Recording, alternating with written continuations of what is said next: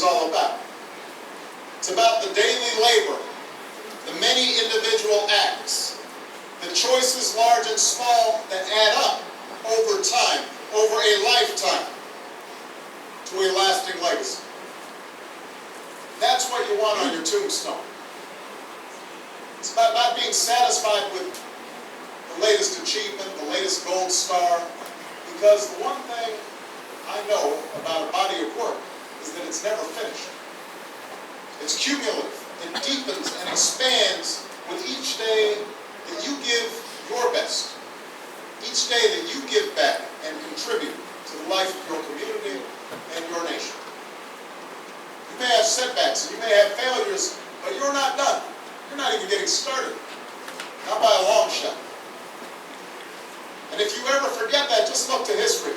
Thomas Paine was a failed corset maker, a failed teacher, and a failed tax collector before he made his mark on history with a little book called Common Sense that helped ignite a revolution.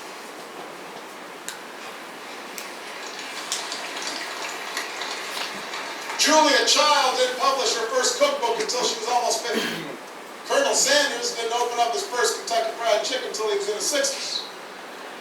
Winston Churchill was dismissed as little more than a has-been who enjoyed scotch a little bit too much before he took over as Prime Minister and saw Great Britain through its finest hour.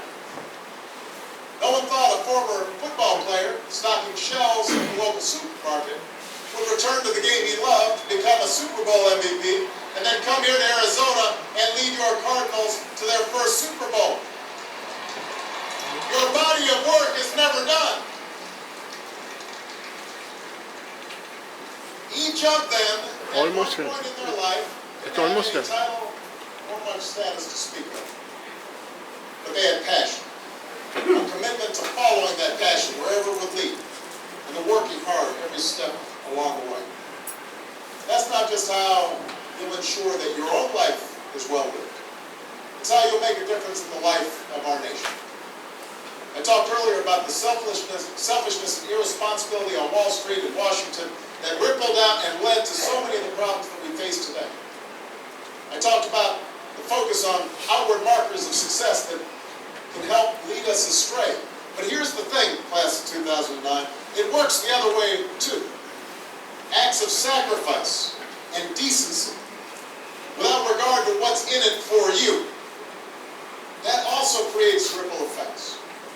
Ones that lift up families and communities, that spread opportunity and boost our economy, that reach folks in the forgotten corners of the world, who in committed young people like you see the true face of America, our strength, our goodness, our diversity, our enduring power, our ideals. I know starting your careers in troubled times is a challenge, but it is also a privilege. Because it's moments like these that force us to try harder and dig deeper and to discover gifts we never knew we had. To find the greatness that lies within each of us. So don't ever shy away from that endeavor. Don't stop adding to your body of work. I can promise that you will be the better for that continued effort, as will this nation that we all love. Congratulations, class of 2009, on your graduation. God bless you, and God bless the United States of America.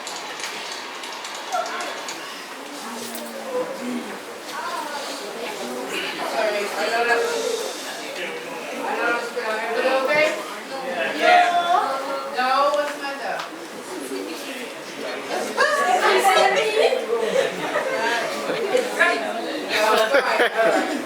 So I learned some serious history education that I didn't really learn before, but I only learned this, but not the whole thing. Take time, right? What you do, there's a lot more to learn. Just take it. First steps, always the best way, all right? Is there any questions? Observations? Things you saw that made you... Take that then, because it answered. Yeah, but did they also tell you about yourself? Yes, I was schooling. about schooling, Yeah. about your expectations, about other people's expectations of you, and more. Huh? People that we need to help out. Yeah. Very important. One of the most important things I took out of that is that anything is possible. You decide what you want to do. So anything is possible. Okay? I'd like to move on. Time is moving very quickly. I would like to introduce to you Dr. Phillips. He's the principal of the Joshua Three Generation School. And he's important. He's a very important person. Why? Because of the work that he does. And also because of the person he is. So I want you to listen attentively and give him a good welcome. Thank you very much.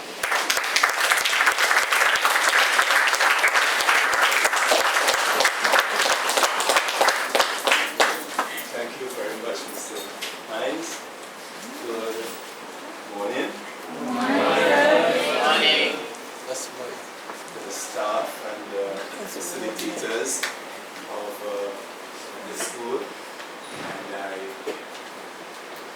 wish to greet all the students, the boys and girls, young men, young women who are here this morning.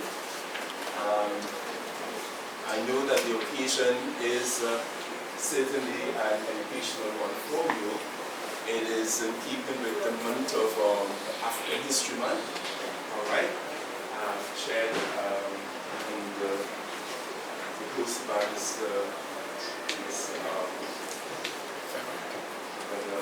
Perrott, Perrott.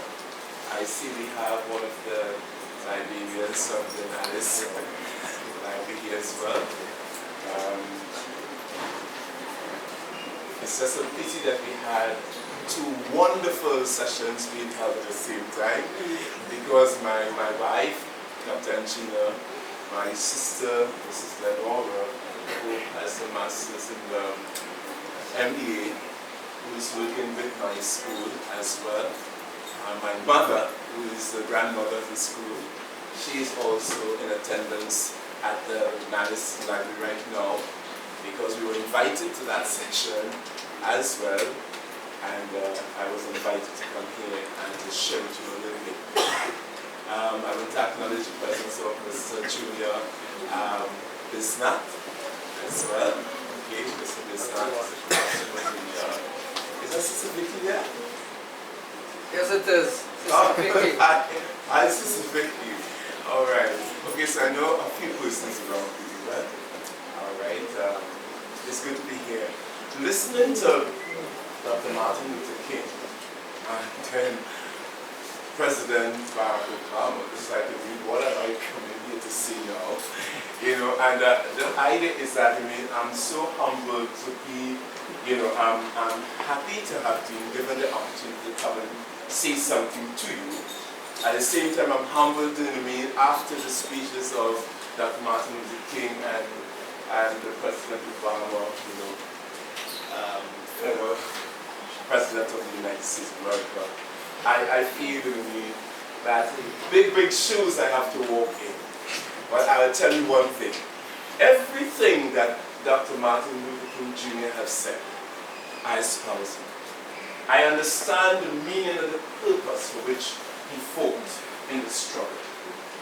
And everything that the former President of the United States, President Obama, Barack Obama said, I espouse and embrace it.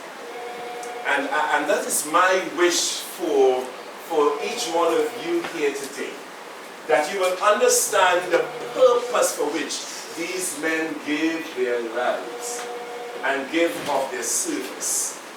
And here I am, as a father of 10 children.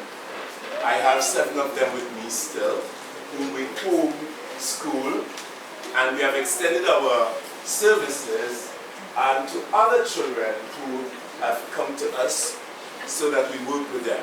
They are like all of us. They have challenges. But not because you're challenged in any way does that mean that you're inferior or that you're different. Sometimes I hear the term differently able. Some persons don't like that term, and they have different, attachment and titles to call us sometimes, but we are all challenged. One thing I want you to take note of, however, is that in spite of your challenge or challenges, you have strengths. And that's what I want to help you understand this morning and to embrace it to remember. Each one of us, each one of you, have a specific strength. You have something that is positive, something that is good, something that is unique to you and you alone. And what you have got to do is to find that. You've got to discover what is good about me, what is different about me, what is unique about me.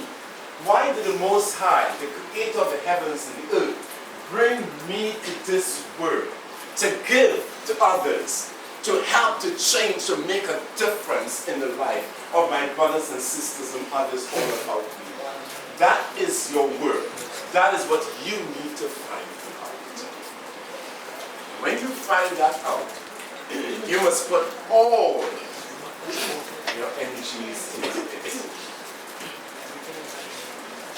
Don't hold back. Don't give up. You put forth your energies into that area that the Most High, the God, the Creator of the heavens and the earth, has put inside of you that make you you. You, not this young man, but this young mother.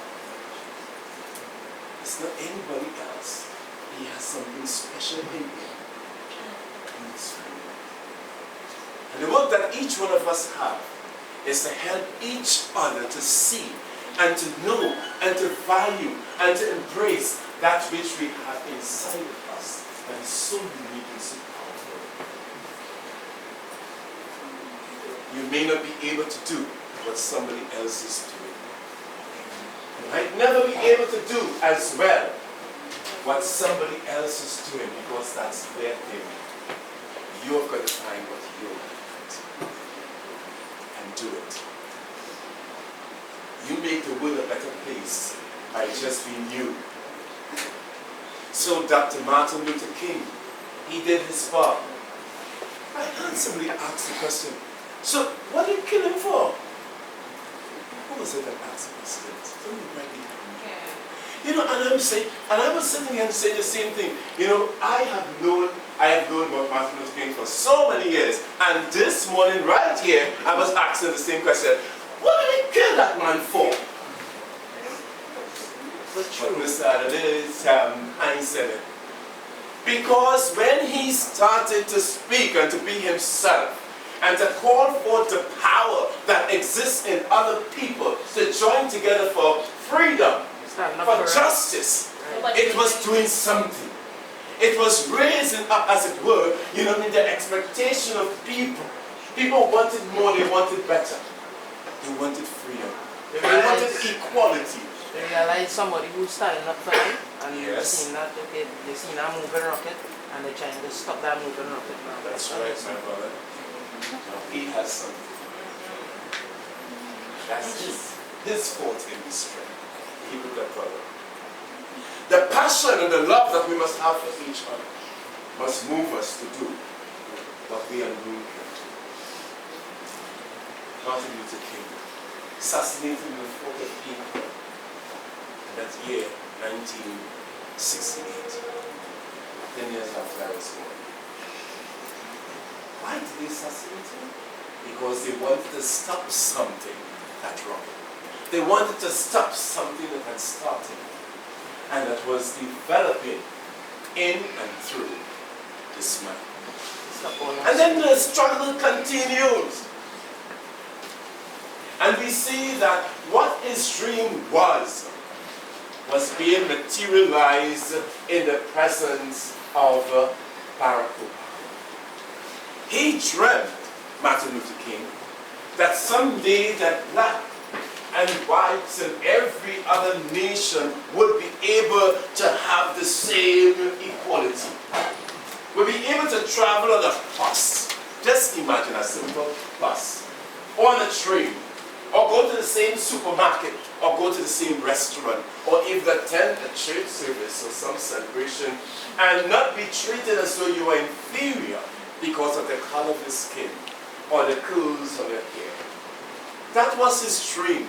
That this world would be a world where every boy and girl, whether with disability in any form, challenges in any way, should have equal opportunities to do what he or she can do well. What you wish to do. What you want to do to make this place a better place. And here we see there's a vast difference in that of the demeanor and the expectation and the work and the challenge that Martin Luther King had and that of Barack Obama. Barack Obama is now chosen, elected president. The first black president, as they tell us. And here it is that he was standing 2009 after the election and speaking to thousands of people and all across the world, millions. And he was saying, not speaking anymore about wanting to plead for justice and what have you, even though there's still injustice. Even today as I speak, there's a lot of injustice. Lots of black people are still not, when I say black people, melanin colored people, every one of you here are melanin. The pineal gland gives and creates it. And it is a master gland that makes us creative and makes us powerful, makes us innovative and makes us have balance and what they call poise and everything else. As it were, we are gods. The Most High created us and He put that within us. If you are void of melanin, that color, then you're void of the power, the creative power that is supposed to be here. So if you know and you see that you have a melanin in your skin, be happy. For indeed you are a powerful being as the Most High has made you. So I'm just going to quickly run back to Mr. Obama. Here is Mr. Obama and saying, not anymore to the graduates or the people around him. He's not saying, no, we need to be in the struggle for justice and what have you. He has long past that. Hear what he's saying to us. He is challenging us. He is charging us. The graduates there in 2009. And you here right now because you sat and you looked at it and you listened to it. He challenged even me. Because he said professors and doctors and all of us can become lazy because we're looking at what we have achieved in the past. When what we ought to do is to see what we have achieved and how it can help somebody else and then make the life of somebody better, something that will drive you and inspire you to be even better just for them. So the body of work is also The body of work continues. It is dynamic. It does not stop when you have achieved some certificate, a diploma or degree. And he made mention of some young lady that had 4 degrees. The number of degrees doesn't make a difference because let me tell you something. In this world, the circle, or we call the solar system, not the solar system, we talk about the colloidal system that we have, that we are living and being a part of. The colloidal system and in the universe, you start from point 0 and you go right around 360, and what do you do? What do you do? Come back to 0. Go right around again. It never stops. It never stops. In this cycle of life, it never stops. You keep going and going and going. Don't get tired. As a matter of fact, the Most High said in the book of Isaiah, He said that, listen, we will run and not be weary. We will walk and not faint. Those who understand that they have in them the Spirit of the Most High. How many of you here recognize that you have the Spirit of the Most High? That's God. How many of you recognize that you have the Spirit of God in you? Yeah. And if you didn't realize that before, let me tell you, you do. When you wake up in the morning and you realize that you're alive, remember it's a miracle. And just keep on pushing. When you wake up in the morning and you realize that I'm alive, remember it's a miracle. Because you didn't keep yourself alive here. The Most High is one that maintains and sustains His breath in you. I know that it's a miracle. And keep on pushing. Never give up. Your body of work, the life that the Most High has put inside of you, is to do what you alone can do. My brother, there is something in you. There is something good in you that you have to give to the world. Hold on to that. Do what you can do. Cherish it. And grow more and more. Each one of you here, you're beautiful. You're great. You're fantastic. You can do more and more. Every day you can do more and more. Put your minds to it. I didn't come to give a health lecture today because but you know, I was just tempted to share that part with you. You know, you have got to take care of yourself. As a naturopathic doctor and health consultant, I love to talk to people about their health. Because health is not just physical. It is 6-dimensional. It is physical, it's spiritual, it's mental, it's social, it's emotional, and it's vocational. Vocational is what we do, how we produce goods and services to help everyone else in the world. You see, we are all consumers. We are consumers. We are all consumers. We may not all be producers of the same thing, but in life you must produce something. Find out what you can produce. Don't settle for being a consumer. Just someone who expends and consumes. Be one who is going to be dynamic in your productive skills and creative skills. You can produce something. Find out what that is and produce it. Even if it is to inspire somebody else, be an inspiration to somebody else. And let your life shine for the Most High.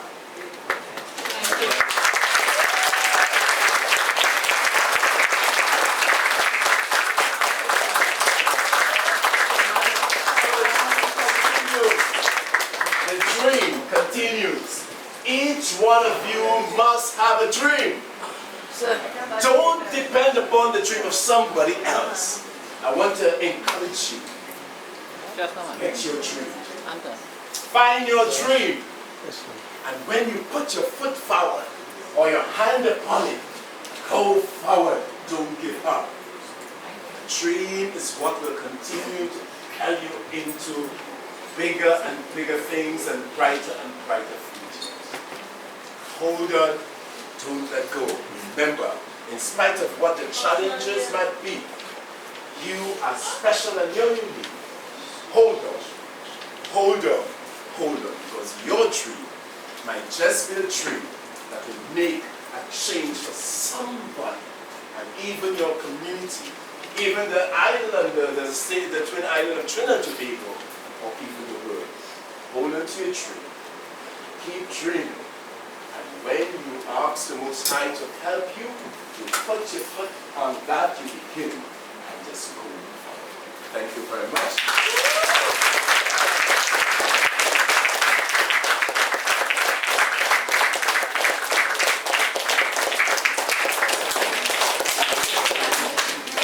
Stand up for a minute, please. Alright, I want everybody to just scream. Hey! Yay!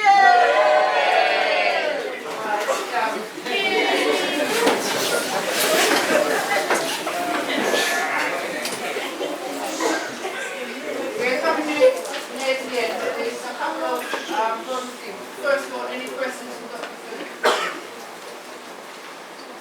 comments, Dr. Phillips? You said that he did the program a college. Speak to him. Yeah. What is the college and what is it about? Please. It's the Joshua Generation Academy of Higher Education, Remedial Healing Institute. It started as a homeschool with our children, and then other parents began to access to assist their children who had challenges. Challenges in terms of intellectual, in terms of their reading ability or inability, their challenges in terms of emotional disturbances and trauma, and the like. So we actually counsel children instead of allowing children to go and do what is called the regular psychiatric tests and psychological tests and so on, and be treated with medication. We actually work with children through what we call a retraining of the mind and helping them to even off, imbalances and so on. So again, as I was saying, in the health field, we understand the foods that heal and the foods that kill. They are at the foods. At number 10, Ruby Stewart Street in London. So we are right here. Number 10, Ruby Stewart Street. Very commendable.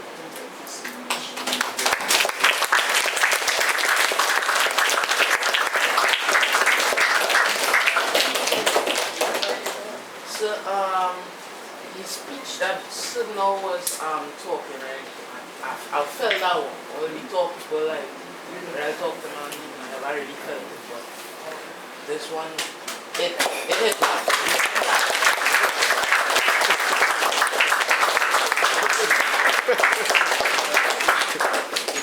I would like to say that even though he was not on the screen as a Martin Luther King,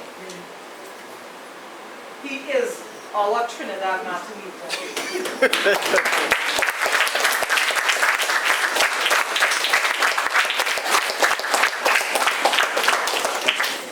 At times, that's what it's all about. Martin Luther King inspired a generation. But before Martin Luther King inspired a generation, a woman inspired Martin Luther King in terms of the bus boycott. So Rosa Parks refused to get up off her seat. That inspired that whole civil rights era. President Obama inspired a generation. As a man, I cried the night that he was inaugurated. And the reason I cried that night is because it was the fulfillment of a wish, of a dream, that one day a black man would sit, and I would acknowledge your point, as President of the United States of America. But the struggle continues. Why? Martin Luther King is gone. Obama is no longer president, and we have new challenges. So the struggle continues. The struggle where we have to continue to speak, to educate, and to learn. So what we have to do is, learning is from the day you're born to the day you die. We're never too old to learn. We are never too old to learn something new or to discover a new fact that will help you. So don't be afraid of knowledge. Don't be afraid to explore what happened to Martin Luther King and why. Don't be afraid. There's so many questions. Always be prepared, ask the next question, and to dig deeper. Okay? All right. We'd like to do something a bit different to finish us off.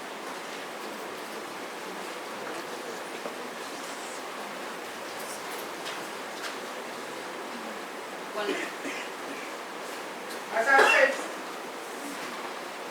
the struggle continues. And the reason the struggle continues is because we struggle to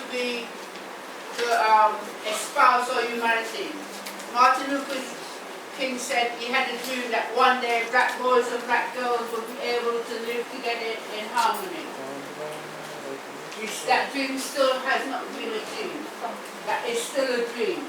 So it takes those who come after. So remember I called vibration for the ancestors. They came before us. They struggled. They took us to this point. Now it's up to us. It's up to you to continue those struggles. It might seem daunting. I see your face and you say, oh, me? Yes, you. You know? Because one day we will be gone and those dreams, those wishes, those desires will fall upon you. So yes, one day it will be you that have to do it. Thank you very much. It's been a pleasure to be here today.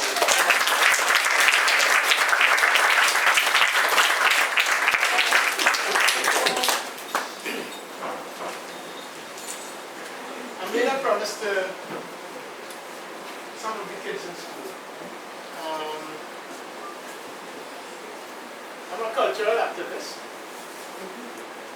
I do become an artist. I also sing. And I have a couple of songs up.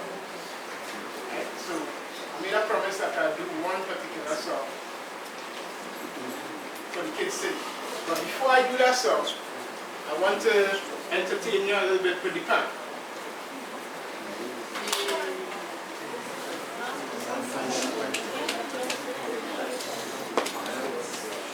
So the pan will entertain you for a few minutes. Rise again, if it can happen.